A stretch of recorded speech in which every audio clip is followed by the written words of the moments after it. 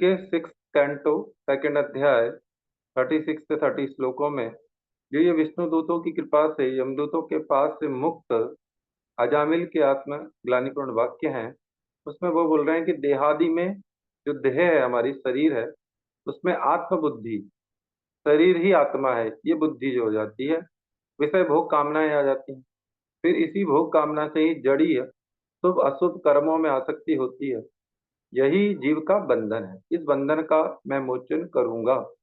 रमणी रूपणी जो विष्णु माया ने क्रीड़ा मृग की भांति मुझ अधम को लेकर अच्छी प्रकार से नाच नचाया है, उसी मायाग्रस्त अपने मन का भी मैं मोचन करूंगा। परमार्थ वास्तव वस्तु में बुद्धि स्थिर होने पर मैं और मेरा रूपी ज्ञान का परित्याग करके श्री नाम संकीर्तन आदि के प्रभाव से शोधित चित्त को मैं भगवान श्री कृष्ण के प्रति नियोजित करूंगा। भागवत जी का 6th कैंटो 3rd अध्याय 28 नंबर श्लोक में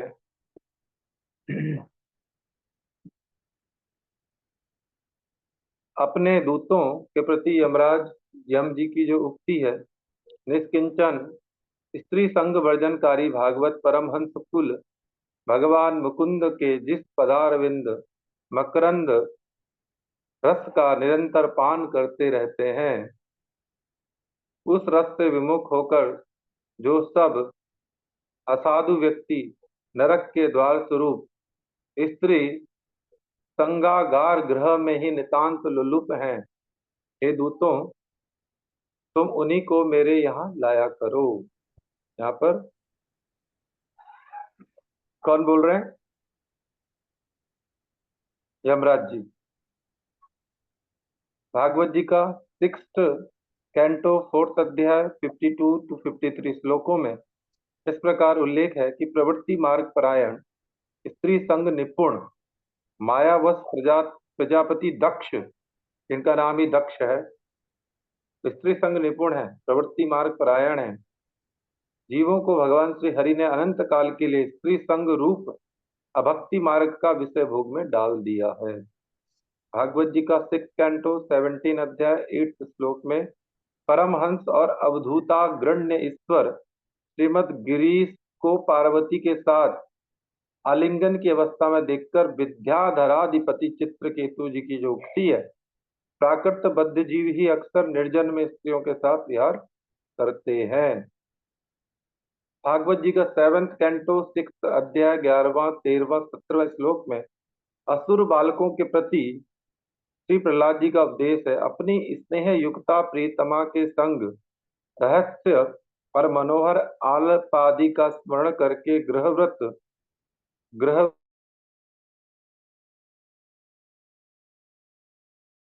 करने में समर्थ होगा, वह व्यक्ति जिह्वा और उपस्थ इंद्रिय से उत्पन्न सुख को ही अभिष्ट वस्तु रूप में से समझने के कारण अत्यंत मोहग्रस्त होकर कैसे वैराग्य युक्त भक्ति का अनुष्ठान करेगा।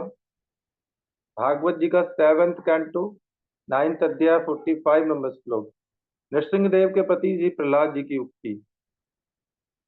ग्रहासक्त व्यक्तियों का स्त्री संगादि से प्राप्त सुख तुच्छ है, दोनों हाथों से खुजलाने की भांति उसमें भी सुख के बाद दुख की ही वृद्धि होती है। किंतु कामुक दीन व्यक्ति उसके परिणाम में बहुत दुख भोगने पर भी उससे तृप्त या विरत नहीं होते हैं। केवल आपकी कृपा प्राप्त धृतिमान भक्तगण ही इस काम का वेग सहन कर सकते हैं, दूसरे नहीं। भगवान की कृपा से ही इसको सहन किया जा सकता है, अन्यथा नहीं। यहाँ पर बोला जा रहा है जो हम लोग सुनते हैं गुरु, इसीलिए हमें भजनों की अभ्यास होना चाहिए, गुरु वैष्णव का संग का अभ्यास। गोपीनाथ मम निवेदन सुना, आमि विषयी दुर्जना सदा काम रत, किछु नाही मोर गुना, गोपीनाथ मम निवेदन सुना।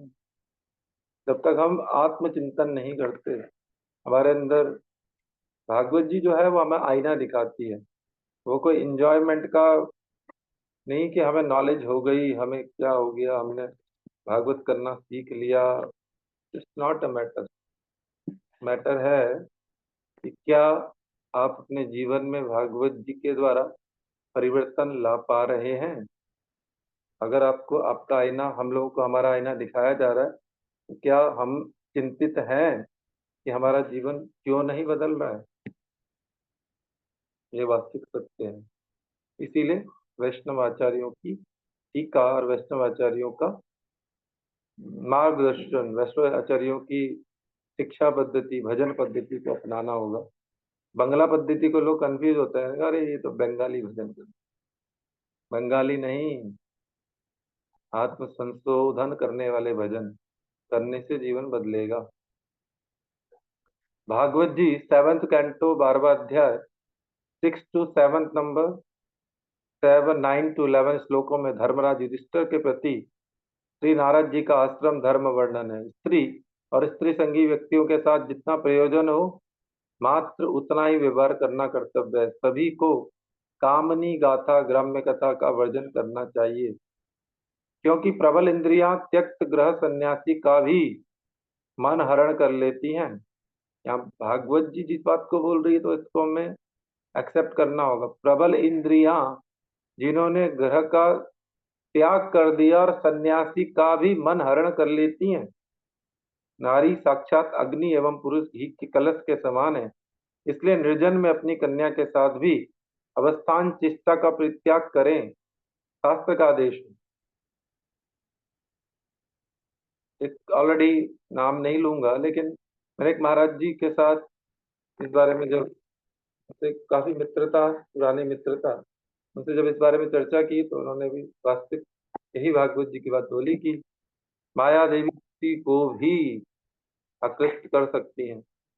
इसलिए आज भक्तों को बड़ा ही, खासकर क्योंकि अभी हमारा जो गौड़ीय मठ में जिसमें हम लोग हैं, वहाँ पर अभी प्रचार में माता जी लोग ही ज्यादा हैं, तो उनका भी कर्तव्य बन जाता है कि बड़ा ही सावधानी से भक्ति मार्ग में आगे बढ़ें। ये कृपा है अद्वैत प्रभु की, अद्वैताचार्य जी की, नित्यानंद प्रभु की। तो वहां पर कैसे हमें व्यवहार करना है सन्यासी के साथ, ये सब हमें सिखाया जा रहा है। लेकिन अगर हम सीखें तो, हम हा हा ही हु करने लगे, तो फिर तो बड़ा मुश्किल है। हमारा तो मुश्किल है ही, और जो जिन्होंने संन्यास लिया उनका भी बहुत, उनके लिए और कठिन रास्ता हो जाएगा। ये वास्तविक सत्य है, इसमें बोलने में कोई मुझे परहेज भी नहीं हो रहा है। चाहे इस्कॉन संस्था हो, गौड़ीय मठ हो, सभी जगह आज सन्यासियों का पतन देखा ही जा रहा है। इसलिए प्लीज बी केयरफुल, हम लोग शिक्षा पे बढ़ें, भक्ति में आगे बढ़ें। जब तक जीव रूप स्वरूप साक्षात्कार के द्वारा देहेंद्रिय सुख आदि को विकार प्राप्त सुखाभास निश्चित करके अनर्थ मुक्त न हो जाएं, तब तक साधन अवस्था में स्त्री पुरुष भेद ज्ञान से विरत होकर वे भोक्ता बुद्धि परस्पर संभोग के लिए एक की बुद्धि न करे, क्योंकि उसी जड़ीय भोक्ता बुद्धि से ही बुद्धि विपर्य अर्थात भोक्ताभिमान से भोग्य बुद्धि उत्पन्न होती है। इसलिए अद्वैय ज्ञान अनुशीलन द्वारा क्रमशः जड़ीय स्त्री पुरुष भेद या भोग्य बुद्धि दूर करे। क्या गृहस्थ, क्या त्यक्त ग्रह, चाहे गृहस्थ हो, चाहे इन्होंने ग्रह त्याग रखा हो, चाहे यति हो, सन्यासी हो, सबके पक्ष में यही वर्णन भागवत जी बोल रही है। भागवत जी का 7th कैंटो 14 अध्याय 12 से 13 श्लोकों में भी युधिष्ठिर के प्रति नारद जी की युक्ति, जो व्यक्ति प्राणों से अधिक प्रियतमा स्त्री के प्रति भोक्ता बुद्धि का परित्याग करते हैं, वे निश्चय ही भगवान अजित को जय कर लेते हैं। अंत में कृमि की क्रीड़ा, विष्ठा और भस्म होने योग्य यह तुच्छ देह कहाँ। भागवती साहब बोल रही है, कृमि मतलब जो केंचुए जैसे जीवन, विष्ठा में जो लेटरिंग है, उस लेटरिंग में जो कीड़े मकोड़े रोज मरते रहते हैं, भस्म होने के योग्य यह तुच्छ देह कहाँ। इस देह के निमित्त जिसके साथ संग होता है, वह स्त्री ही कहाँ और परम महान सत्य सनातन आत्मा ही कहाँ। भागवत जी में 7th कैंटो 15 to 18 श्लोक में युधिष्ठिर के प्रति नारद जी की युक्ति है कि कामुक व्यक्ति जिह्वा और उपस्थेंद्री के वेग के वशीभूत होकर कुत्ते के समान इधर उधर भागता है। भागवत जी का 9th कैंटो 6th अध्याय 41 श्लोक में सौवरी मुनि की प्रचुर स्त्री संग करने के पश्चात मन ही मन अनुताप उक्ति मुमुक्षु अर्थात निश्चय रूप से मंगल लाभ की इच्छा करने वाले साधक मैथुन धर्मी जीवों का संग परित्याग कर दें। रोकने में असमर्थ होने पर वे बहिरिंद्रियां को संपूर्ण रूप से एक बार भी परित्याग नहीं कर सकेंगे। इसलिए सत्संग न मिलने पर निर्जन में अकेले रहकर भगवान कृष्ण में चित्त को नियोजित करें। अच्छा संग प्राप्त नहीं हो रहा तो बोलते हैं, बांग्ला में कहावत है, गुरुदेव भी इसको हम लोग को शिक्षा देते हैं, अगर कोई तुम्हारी डाक सुने ना आए तो एकला चलो। अगर आपको अच्छा संग नहीं मिल रहा है तो बुरा संग मत पकड़ो, अकेले रहो, ज्यादा बेटर है। भक्तों का संग, भक्तों मतलब ग्रंथों का संग कर लो। यदि विशेष रूप से संग करना ही हो तब भगवत धर्म परायण विष्णु व्रत साधुओं का संग करना ही कर्तव्य है। भागवत जी का 9th कैंटो 11वां अध्याय 17वें श्लोक में परीक्षित जी के निकट श्री राम सीता चरित्र वर्णन के प्रसंग में श्री सुखदेव जी की युक्ति स्त्री और पुरुष का परस्पर प्रसंग या आसक्ति सर्वत्र ही इस प्रकार के भय का आह्वान करती है। जितेंद्रिय मुक्त पुरुषों के लिए भी जब यह भयावह है तब ग्राम्य धर्म स्त्री पुरुष घटित सांसारिक धर्म परायण ग्रहासक्ति व्यक्ति की तो बात ही क्या है।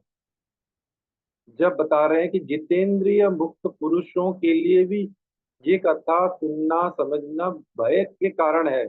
जो जितेंद्रिय हो गए, मुक्त हो गए, तो फिर जो लोग ऑलरेडी संसार में हैं, तो उनकी क्या स्थिति बोले। भागवत जी का 9th कैंटो 14 अध्याय 38 श्लोकों में परीक्षित जी के निकट सुखदेव जी द्वारा उर्वशी और पुरुरवा के वृत्तांत में स्त्रीजित पुरुरवा के प्रति उर्वशी जी की जो उक्ति है, हे राजन तुम मरना नहीं, ये सब बागिन जैसे तुमको भक्षण न करें,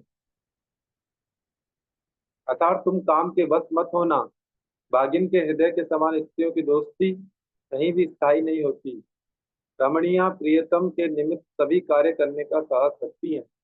विशेष रूप से जो स्त्रियां नए नए पुरुषों के संग की अभिलाषा रखने वाली और स्वेच्छाचारिणियां हैं, वे संपूर्ण रूप से सौहार्द का परित्याग करके अपने वशीभूत मूढ़ लोगों के प्रति झूठ मूठ का विश्वास उत्पन्न करती हैं।